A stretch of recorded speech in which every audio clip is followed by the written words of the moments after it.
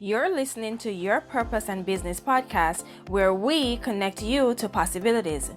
I'm your host, Raquel Walters, a two-time best-selling author, millennial speaker, corporate trainer, advocate, and clinical social worker at heart. Your Purpose and Business podcast will connect you with everyday successful people who will share their impactful stories, insights, challenges, failures, and triumphs on how they're navigating the working world, whether by climbing the 9-to-5 corporate ladder or starting, growing, and scaling their business. So grab your pen and notebook because you'll want to implement the nuggets and tools, strategies shared in every episode. Class is in session. Hello, everyone, and welcome to another episode of Your Purpose and Business podcast.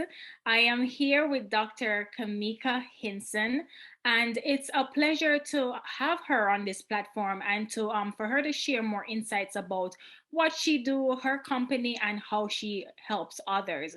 So, Dr.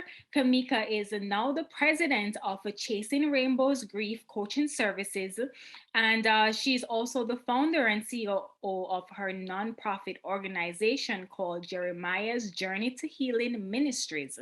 She teaches women who have had pregnancy or infant loss how to cope, heal, and flourish through purpose discovery and storytelling. Kameika is furthering her services by pursuing her doctorate in ministry while focusing on Christian counseling. Dr. Hinson, it's a pleasure to have you on. Thank you so much for having me on. I am just so honored to be here today. You're welcome, and it's an honor to have you on as well. And wow, you're doing amazing work in this world. I just have to say that right off the bat. So tell me, Dr. Hinson, how did you get started? How did you know that this was a part of your purpose as far as owning your nonprofit, as well as being the president of Chasing Rainbows Grief Coaching? Take us to the beginning, if you may. Okay, so in the very beginning, I knew that when I was a child, I knew I wanted to become a mother. But throughout the years, I found out that I had PCOS, which made my journey to becoming a mother very difficult. And basically, I did what I had to do to become a mother, to get pregnant, and I had a miscarriage. And at that point, I realized that that was my purpose in life. My purpose in life was to help other women who have experienced what I have experienced, basically how to regain their mental stability. Right. And um, because so many women out there suffer in silence, because I was one of those that suffered in silence. Mhm. And I wanted to do something that to help other women because I knew that other women were suffering like I suffered. Right. Right, so that's amazing. Tell us some more because a lot of people don't know what PCOS is, and I'll leave that up to you to define what that is and sort of like how did you know you had it? Like what were the symptoms before you even probably thought about going to the doctor? Okay, so PCOS is polycystic ovary syndrome, and it is a little disease where your ovaries, the eggs in your ovaries does not mature. So it causes you not to ovulate. Mhm. Some of the symptoms that I had was an extended time in between menstrual cycles. You can have facial hairs. Um, Basically, it can make your body feel like it's in menopause. Mm. Wow. Yes. And what I found out is that I had insulin resistant PCOS. So my body was making the insulin and the eggs needed the insulin to mature so that I would ovulate, and that was not happening Mhm. because my body was resistant to the insulin. Um, and I mean, I went to the doctor in the beginning because I was trying to get pregnant and I could not. Mhm. So I just felt like something was wrong. I need to know what's going on. They did some hormone testing, Mhm. and that's when I found out that I had PCOS. And basically my body was in menopause. My reaction to that was, oh my goodness, because I know you just said that you had a difficult time becoming pregnant. What were some of the sort of things, you've done to try to get pregnant? Did you in fact get pregnant? Were there supports in place? Sort of walk us through that journey and what that looked like, because I know that grief is within that as well, and sadness. And so what was your process? What does that look like? Does that make sense? Yes. Okay, so the process with that, well, I was 419 pounds. I didn't, when I first started, I wasn't 419 pounds trying to get pregnant when I say I first started. Mhm. But when I first started, I was just trying to get pregnant. I wasn't having regular menstrual cycles and I wasn't ovulating. So when I went to the doctor and I found out that I had PCOS, they told me that I could treat it or lessen the symptoms of having PCOS by losing weight. Mhm. Well, with PCOS, it's like to cure it, you can lose weight, but having PCOS, it makes it hard for you to lose weight. Okay. Mhm. Mhm. Yes. So it was like I tried every fad diet you could think of. I tried everything. And I would lose weight, but then gain more weight. So that went on for at least 8, 10 years, Wow. trying to, and I wanted a child so bad that I was willing to do whatever it took to get that child. So I made the decision to have weight loss surgery. Mhm. Now, making that decision, it took me about 8 to 10 years to actually have the surgery, but I didn't give up because I knew what I wanted. Mhm. I had built my whole life gaining all of these accolades and all of that, but I still knew that I wanted to be a mother. Right. So I did what I had to do to get what I want. And about 2 years after I had the weight loss surgery, I got pregnant. But that pregnancy ended in miscarriage. Mm. Wow. So sorry to hear that. It's okay. Mhm. Mhm. It's okay. So that this story, Dr. Hinson, it's really touching, because I do know there are millions of women out there that has been diagnosed with PCOS or have symptoms, but maybe are not as knowledgeable about what those symptoms are like. And to even take it further, for me personally, started to know more about PCOS when I started seeing it on social media, specifically Instagram. And I want to say maybe a year now since I've learned of it. And so hearing your story, and sharing it with this audience is going to even empower even more women, like, maybe I need to check myself out, go to the doctor just to see, because maybe I am gaining weight, I'll lose weight but gain weight. I'll have facial hairs. Maybe my menstrual period is on and off. Like what can I do? And then coupled with the pregnancy, trying to get pregnant, trying to have a child, the challenges that comes around that. And I do want to say here, listening to your story, my condolences. And even though it does not change much, but I do want to let you know how brave you are. And I know that's why you're here. God has placed you here to even have your nonprofit and your business of being a grief, coach, to help so many other women who are going through or have been through what you're going through and still need that support, that community, right?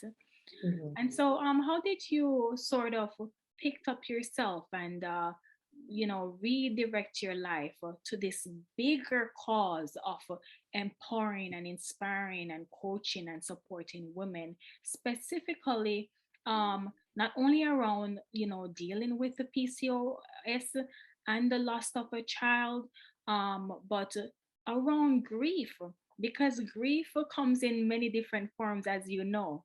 And I'll Mhm. just end it there because I want you to elaborate on this mission that you're on. And for you, what space are you in today with, okay, God, maybe this is not a part of my journey, or maybe it is in my future, but are you okay with that right now? And what does that vision look like?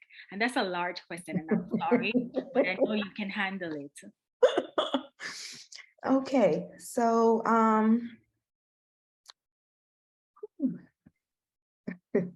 what got me to actually go to therapy? Oh boy. Mhm. And I don't really tell this story a lot, but my supervisor did not know that I had experienced a miscarriage. And I went to work. I was late for work that day, but she told me, I know that you are pregnant, but you're going to have to come to work on time. And I said, well, no, I'm not pregnant anymore. I had a miscarriage. And she said, oh, well, I'm so sorry to hear that. But first of all, you should have been married before trying to have a child anyway. Wow. That's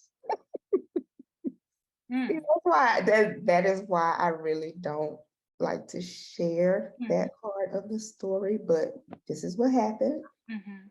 And that statement, Mhm. No compassion, the lack of that compassion. statement, I think it was at that moment that I knew that I needed to do something before I ended up on the news. Mhm. Mhm. I was so upset. It's yeah, I knew that I Rightfully needed so. to do something. Yeah. So when you have weight loss surgery, you have to go to a therapist Mhm. to get clearance. I didn't know what else to do.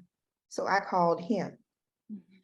and I was like, this is what happened. This is what she said to me. And I feel like I'm about to lose my mind Mhm. or make the news. So he instructed me to go to my, if I didn't have a therapist on hand, go to my primary care. Mhm. And that's what I did. And she referred me to a psychiatrist. Mhm. I thank God for that because I was born in the Bible Belt Mhm. and a lot of people don't know, they haven't, well, if even if they experience what I experienced, they don't talk about it. Okay. So I was told to pray about it. And I'm like, no, I need to pray and I need a therapist right now because I really didn't know how to explain what was going on with me mentally. But I knew something was wrong. And before I became the next breaking news story, I need to do something. Right. So that's how I basically got started. My therapist challenged me to find a support group. Mm-hmm. And support groups are few and far between. So she was like, well, okay, since you can't find a support group, then start your own. I Right. said, okay, Mm-hmm. I'll do that. And I started my support group with my church. Yes. But I felt like it seemed like a lot of people were not as willing to admit that they needed my services Mm-hmm. Mm-hmm. as in a support group. So I felt like I needed to do something. I should not give up. Mm-hmm. And that was my nonprofit. It started in a church, just giving advice and all of that. Mm-hmm. But then I realized that it's really hard Mm-hmm. for a nonprofit to start a nonprofit and for people to see your vision and all of that. So I started a for-profit and I started coaching. Mm-hmm. Right. Yeah, which is the Chasing Rainbows. And I saw that I had better success with that as opposed to the nonprofit. I still want to do a lot of things with my nonprofit, but as for right now, Mm-hmm. the for-profit is actually funding my nonprofit. Right. Right. Wow. Wow, Dr. Hinson. I mean, this is a difficult topic to talk about. That's one. Two, to even find out that other women don't necessarily want to talk about it either, you know? And three, to come to find out throughout your experience at the beginning of it, there was limited or no support. So you were encouraged to start your own. And it is a blessing and a curse, and the way it is a curse is because a lot of people don't have anyone to turn to talk to. Some people don't want to talk to a therapist, they rather talk to their preacher. Some people don't want to, you know what I mean, talk to a family member. They probably talk to a stranger, their doctor, right? I Mhm. mean, but you were able to facilitate a support group or start one up, is that correct? Yes. And so, like, kind of walk us through, because it's important that I dive deeper. And I'm so happy and I appreciate your vulnerability and you sharing your story, because you didn't even speak, you said, about even the fact that your boss wasn't even educated enough or compassionate enough to say that in this moment it wasn't even about the job and you clocking in and coming in late. It's about taking a moment to offer whatever support it is that she could, and just acknowledge that you just lost something major in your life. Mhm. It's sort of like, you never know what people are carrying, so don't just come off the front and or the front of the gate, so to speak, and just judge. Try to find out, is everything all right? I notice a pattern of you coming in late. You know what I mean? It's your approach. But going back to the support group, what did that look like? How challenging it was, or wasn't, or was it not challenging for you to sort of start that support group for women who have had miscarriages? It was very challenging because when I started the group, I wasn't healed. Mm-hmm. I was still in the phase of crying every day and beating myself up and all of that. But I knew that if I was feeling those feelings, that other women were feeling the same way. Right. There you go. So I just felt like it was bigger than me Mm-hmm. and what I was feeling at the moment. Right. And what did you do? Did you sort of like put out a Facebook, post, or within your church community say, hey guys, this is what happened to me, this is what I experienced. I want to see if you've experienced this too, or know someone, because I want to start a support group. Like, walk us through, what did that process look like for you to start? Okay, so in the beginning, I basically just limited it to my church. Okay. But I realized that in the church, they were not as willing to, they would need it, they would see it, they would look at my support group, but then they would like either hit me up on Facebook or text me, or they wouldn't do it in the open. Mm-hmm. So that was when I started like a Facebook group, Okay. because I wanted to hold like the support group meetings at like the local library, Yes. and nobody wanted to come. Wow. Because they were still embarrassed and ashamed, and I understand because I went through that too. But I knew that it was bigger than me. So I started the Facebook group, and I was always very honest about what happened. Mm-hmm. So me sharing my story, a lot of women would inbox me and tell me that they experienced the same thing. So I was like, oh, okay, well, I have this Facebook group. Would you like to join? Right. And that was how I started building that part of my journey in the Facebook group.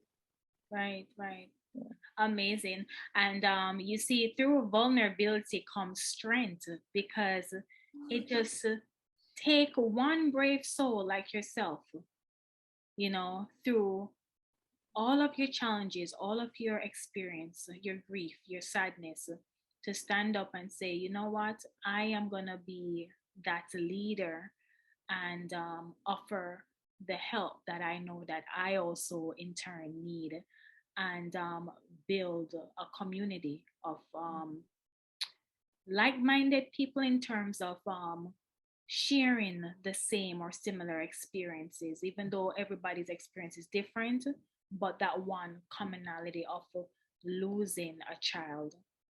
Tell us a little bit more, please, of your business, Chasing Rainbows Grief Coaching Services. Um, what are your offerings right now? How can people kind of get in contact with you? And if there's any programs that you currently have open. Okay. Um, Currently I have it's called the Guilt to Greatness program, but I've recently decided to offer it as a retreat. Mhm. Nice. I love that. Yes. Yeah, because I found that more women like retreats and they need a retreat. Mhm. So I decided to do like a 3-day, 4-day event with the retreat Yes. with 6 weeks of pre-work, Mhm. which is actually my Guilt to Greatness program. Nice. Now, GUILT is an acronym, Mhm. and each letter of the acronym, um, I teach on what the different letters mean. Okay. Mhm. Yeah. Yeah. And I teach them the things that they need to not necessarily get over their grief, but grow from it. Mhm. Right. Grow from it and move on through purpose discovery and storytelling. Mhm. And I'm in the process of launching a gratitude Mhm. 1-day event per month, Okay. because the G in guilt Mhm. actually stands for gratitude. Nice. And after you have pregnancy or infant loss, you must have gratitude. You've got to learn how to be grateful for the things that you do have and not the things that you don't have. Absolutely. Mhm. And what does that gratitude event, is it every month, online or in person? It is online. Online. Okay. And is there I any haven't requirement? actually, Go ahead, sorry. I haven't actually started it yet. Mhm. That's just something that I need to go ahead and get started with it, because I want to launch a gratitude journal, Yes. t-shirt, a candle, and then do the 1-day event. Absolutely, Mhm. absolutely. I honestly think, Dr. Hinson, that it is well needed. Like I told you, I came across PCOS, excuse me, on the internet probably a year ago or a little over a year. I didn't know what it was. And I started seeing different women post about their struggles with PCOS. And I truly believe that your experience will help the next person that's going through it. And I'm gonna go out on a ledge and say that I also believe that you should consider writing a book about your experience as well. Because I truly believe that the more ways in which you can get your message across to on different platforms, it will help so many women, so many lives, so many families. And so, um, you know, I really applaud you coming on your Purpose and Business podcast, being authentic, sharing your story. I know it's not easy. I know it's hard. But I also want you to see that you are a light worker as well. And through you, God is using you as a vessel to help inspire and empower other women as well. And so, if you could share with our audience how they can contact you, um, Okay. and we'll take it from there. Well, you know what? It's funny that you say that because I actually do have a book. Yes. Wow. So Yeah. share about your book. Don't Oh, hold I do back. have a book, Yes. but my book, it shares a part of my story, but Yes. it tells the steps that I took to regain my mental health, my mental, yeah. Yes. I lost my baby and now it's time to find my mind. Wow. I love that. Yeah. What does it say? 10 steps to what at the top? 10 steps to cope, heal, and flourish after losing a child. Nice. And I launched this book. I did my book launch this year in August, no, March. Yes. I did my book launch in March. And to get a copy of the book, you can go to www.growingfromgriefbook.com. Nice. And that is also how you can get in contact with me. Mhm. And are you on Instagram or Facebook? I am on Instagram and Facebook. On Instagram is I am Dr. Coach Cam, and that's Dr. Mhm. Coachkam. Nice. And and you can also follow me at Chasing Rainbows GCS on Facebook and Instagram, or Dr. Kameika Hinson. I love it. I love it. And before I let you go, Dr. Hinson, is there some sort of quote or mantra, something that you do that keeps you grounded each and every day? Please share with us. This is something that I actually came up with myself. And the quote is, all things happen for a reason, but it is up to you to figure out the reason. Now, I came up with that because I know that when you're grieving, nobody wants to hear all things happen for a reason. Nobody wants to hear that. But throughout the years, I had to realize that it did happen for a reason. Mhm. And the reason is what I'm doing right now. Right. Because had I not had a miscarriage, I wouldn't be here right now. Right.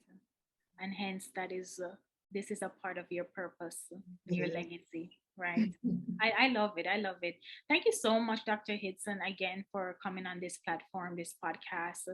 And guys, if her story has impacted you, or if you know someone that is suffering from PCOS, please definitely go on her website. Her links will be in my show notes, and definitely reach out to her so that she can help to walk you through the grieving process and to provide resources, and you becoming a part of the community that she have. So guys, it is a pleasure again to have Dr. Hinson on the Your Purpose and Business podcast. And always remember, be good to yourself. and we'll catch you in the next episode. Bye for now. Thank you for listening. If you've loved this episode, let's stay in touch. Head over to RaquelWalters.com and subscribe to my email list so that I can send you updates on new episodes, exclusive motivational nuggets, and insider knowledge that's only shared when you join our community. Please don't forget to subscribe to this podcast and leave a review, as I want to know your thoughts about every episode.